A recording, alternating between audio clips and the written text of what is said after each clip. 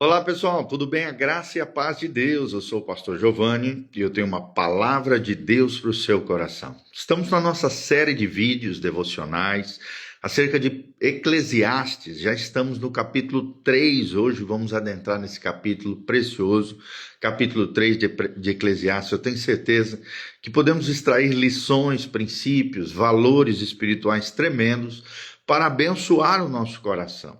Então abre o seu coração, deixa Deus falar com você, lembrando sempre que a palavra de Deus é a bússola do crente, é a nossa regra de fé e de conduta, ela é lâmpada para os nossos pés e luz para o nosso caminho. Então vamos que vamos, vai compartilhando esse vídeo desde já, dá um like, dá um joinha aí para que a gente se torne relevante no YouTube, Instagram, Facebook, YouTube, sai compartilhando com toda a galera e deixe seus comentários também aqui abaixo, para que a gente possa estar interagindo com você, de que cidade você está nos assistindo, qual é o seu nome, o que você achou desses vídeos.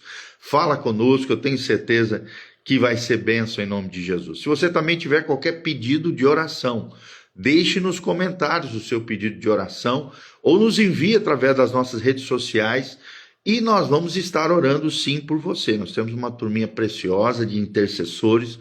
Vou colocar toda a nossa equipe de intercessores para estar orando pela sua vida e pela sua necessidade, tá bom? Então, Eclesiastes capítulo 3 diz: tudo tem o seu tempo determinado. Há tempo para todo propósito debaixo do céu. Há tempo de nascer e tempo de morrer. Tempo de plantar e tempo de arrancar o que se plantou. Tempo de matar e tempo de curar. Tempo de derribar e tempo de edificar. Tempo de chorar e tempo de rir, tempo de prantear e tempo de saltar de alegria, tempo de espalhar pedras e tempo de ajuntar pedras, tempo de abraçar e tempo de afastar-se de abraçar, tempo de buscar e tempo de perder, tempo de guardar e tempo de deitar fora, tempo de rasgar e tempo de coser, tempo de estar calado e tempo de falar, tempo de amar e tempo de aborrecer, tempo de guerra e tempo de paz. Versículo 9, que proveito tem o trabalhador naquilo com que se afadiga?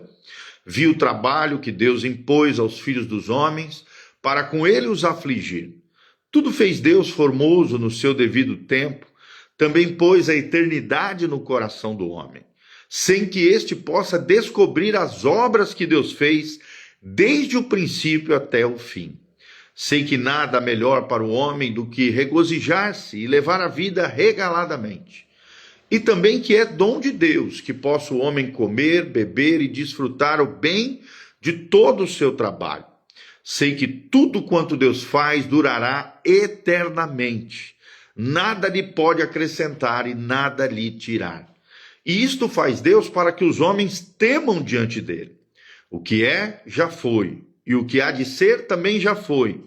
Deus fará renovar-se o que se passou. Vi ainda debaixo do sol que no lugar do juízo reinava a maldade, e no lugar da justiça a maldade ainda.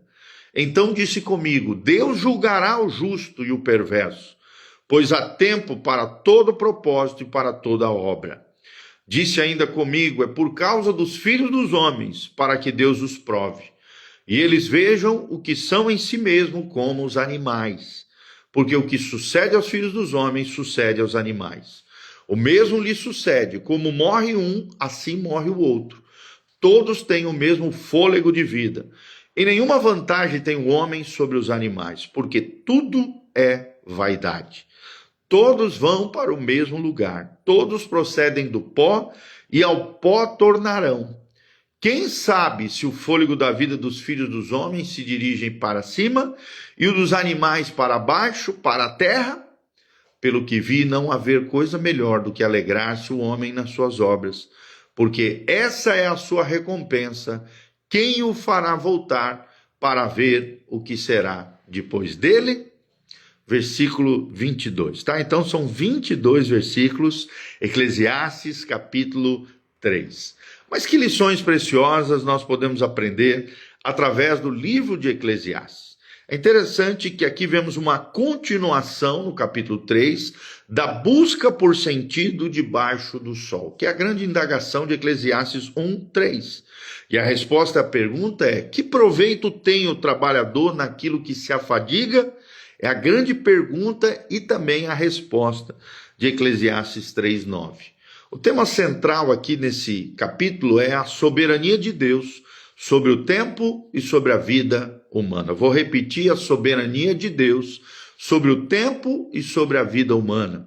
A estrutura do capítulo se divide em 3 partes. Primeiro, o poema dos tempos determinados, de 1 a 8. Segundo, a eternidade no coração humano, de 9 a 15. Terceiro, a justiça divina e aparente injustiça terrena, de 16 ao 22. Então, o primeiro destaque é esse, o poema dos tempos determinados, de 1 a 8. Versículo 1 fala sobre, num primeiro momento, sobre a divina ordenação do tempo. Tudo tem o seu tempo determinado. Ou seja, Deus controla os ciclos da vida. Seja nascimento, morte, plantar, colher, tudo Deus controla os ciclos da vida.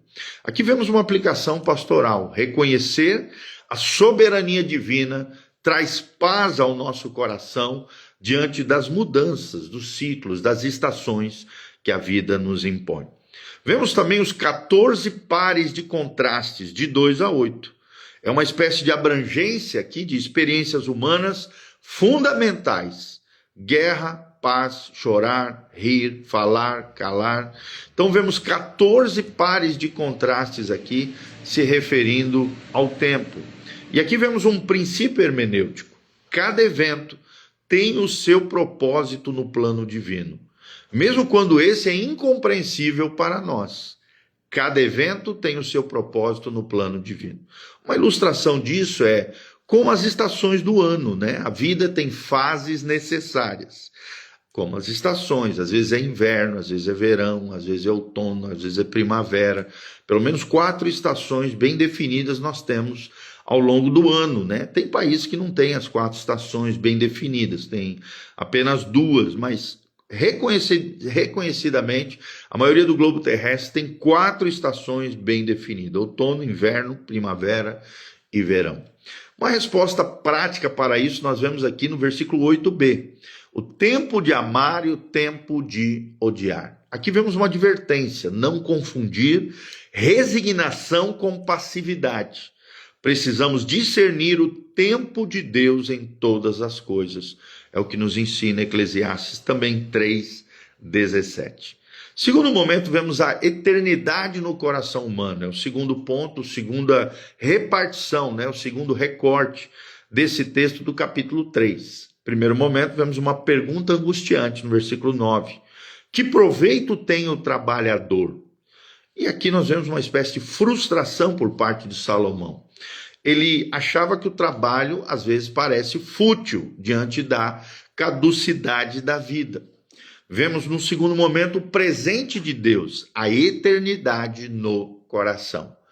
Tudo Deus fez formoso no seu devido tempo, também pôs a eternidade no coração do homem, diz o texto sagrado. E aqui vemos um grande paradoxo. O homem anseia pela eternidade, mas não a compreende plenamente. A aplicação existencial é: o vazio humano só se preenche em Deus, já dizia Agostinho, um dos pais da igreja, um dos patriarcas da fé cristã. Ele diz: fizesse-nos para ti, Senhor, fizesse-nos para ti. Ou seja, o vazio humano só se preenche em Deus, era o que dizia Agostinho, um dos grandes pais da igreja. A resposta à frustração nós vemos do 12 ao 15, versículos 12 ao 15. Sei que não há coisa melhor para o homem do que alegrar-se, versículo 12. Vemos aqui o contentamento como um dom divino, alegrar-se no trabalho e nas bênçãos cotidianas que Deus nos dá. Vemos também que Deus é eterno no versículo 14, as suas obras são perfeitas e imutáveis. Vemos aqui um princípio teológico: o tempo é pedagógico. Vou repetir: o tempo é pedagógico e Deus usa os ciclos da vida sempre para nos conduzir a Ele, é o que nós vemos no versículo 15. Terceiro lugar, vemos a justiça divina e aparente injustiça terrena, do 16 ao 22, a última parte do trecho de Eclesiastes 3. Num primeiro momento, o problema da injustiça, no versículo 16. Vi debaixo do sol que no lugar da justiça reinava a perversidade. Aqui nós vemos uma espécie de crítica social, a corrupção nos tribunais e nas estruturas de poder. Infelizmente, seja político ou seja governamental. Vemos também a garantia do juízo divino no versículo 17. Deus julgará o justo e o ímpio. Aqui nós temos uma certeza profética, escatológica. A injustiça humana não é o fim da história. Deus julgará todos os homens pelos seus feitos, pelas suas obras. Aqui vemos também uma aplicação pastoral, paciência e fé na justiça final de Deus. Tenha paciência, tenha fé. A justiça final de Deus há de ser aplicada, é o que nós vemos no Salmo 73, 17. Vemos num terceiro momento aqui a mortalidade humana como niveladora de todos. Os homens são como animais, diz o texto sagrado. Todos vão para o mesmo lugar. Vieram do pó da terra e ao pó retornarão, nos versículos 18 a 20. Aqui vemos a limitação humana, né? A morte física iguala a todos, mas há sim diferença eterna. Vou repetir, a morte física iguala a todos, mas há diferença com relação ao destino eterno. Versículo 21 diz isso e Eclesiastes 12, 7 também nos faz lembrar isso. Vemos aqui também uma advertência. Não viver como se não houvesse amanhã, ou não se houvesse além. Existe sim além, existe uma prestação de contas que todos um dia terão que dar perante o Criador. 1 Coríntios 15, 32 fala sobre isso. Então, concluindo de forma prática o versículo 22, nós vemos nada melhor do que alegrar-se no trabalho. Vemos um foco no presente, desfrutar a vida como um dom de Deus, sem a ansiedade pelo futuro. Algumas conclusões aqui pastorais preciosas são os princípios imutáveis de Deus aqui. Primeiro, Deus rege o tempo. Nada é acidental, tudo tem um propósito divino, Romanos 8, 28. Vemos também a eternidade no coração. O homem foi feito para Deus, não apenas para debaixo do sol. Terceiro lugar, vemos a justiça futura. A aparente vitória do mal será julgada e no final o bem triunfará sobre o mal. E vemos algumas aplicações práticas aqui. Discernir os tempos, saber quando agir e quando esperar, Eclesiastes 3:7, viver com gratidão, contentar-se com os dons simples da vida, com os detalhes da vida e com aquilo que Deus tem nos abençoado, Eclesiastes 3:13, e temer a Deus, uma resposta sábia à soberania divina, Eclesiastes 3:14 e Eclesiastes 2:13. Então, Deus colocou aqui o relógio da eternidade em nosso coração. Por mais que tentamos ignorá-los, os seus ponteiros apontam sempre para o Criador. Amém? Então pense um pouquinho sobre essas perguntinhas que eu vou te fazer. Como discernir o tempo de Deus nas decisões importantes da minha vida? Como conciliar a existência da injustiça com relação à soberania de Deus? De que forma a consciência da eternidade impacta as minhas propriedades, as suas prioridades diárias? De que forma a consciência da eternidade impacta as suas prioridades diárias? Então, reflita um pouquinho sobre isso, pense um pouquinho sobre isso, e eu tenho certeza que isso pode ser transformador na sua vida. Amém? Dá um joinha, compartilhe esse link com outras pessoas, aperta aqui no aviãozinho, compartilhe no seu story, WhatsApp, Facebook, Instagram, nos ajude a chegar mais longe através desses vídeos. Aqui no link de descrição tem todas as informações do nosso ministério, o endereço da igreja, os dias de culto, as nossas mídias sociais, as informações de como você pode contribuir com esse ministério. Desde já nós agradecemos o carinho, o afeto, a generosidade dos irmãos. Que Deus os abençoe em nome de Jesus. Venha estar conosco também, Igreja Casa na Rocha, Dr. Camargo, 4555, aqui no centro de Umuarama, na Zona 2, no centro de Umuarama, Paraná. Estamos juntos aqui servindo a Deus, adorando a Deus, buscando ao Senhor em comunidade, como igreja, como povo de Deus. Desde já quero mandar um abraço para a Romilda Ruiz, Preciosa, a Raquel Matesco, José Cristóvão, a Cida, Adriele Grejanin e todos os nossos amados irmãos estão aqui conectados conosco. Que Deus os abençoe. Compartilhe esse link com outras pessoas e desde já quero terminar orando pela sua vida. Pai, no nome de Jesus, encerramos esse terceiro capítulo de Eclesiastes, meditando, Senhor, de que há tempo para todas as coisas. Nada foge ao controle soberano de Deus. O Senhor é aquele que faz com que todas as coisas cooperem para o bem daqueles que amam a Deus, daqueles que são chamados segundo o seu propósito. Pai, ajuda-nos a contar os nossos dias de tal forma que alcancemos um coração sábio diante do Senhor. Levanta aquele que está caído, cura o enfermo, sara o ferido, restaura o teu povo, aviva a tua obra, manifesta o teu poder, a tua unção sobre cada um deles, a tua presença palpável, poderosa, gloriosa, esteja tocando cada vida, transformando, restaurando, alinhando com o céu, salvando pessoas, Pai, e manifestando a tua graça, o teu poder e a tua unção sobre cada um deles, Senhor, que o teu Espírito Santo esteja tocando as recâmaras mais profundas da sua alma, do seu coração. É o que nós te pedimos, Senhor, de todo o coração, em o nome de Jesus. Amém, amém e amém. Grande abraço, Deus os abençoe.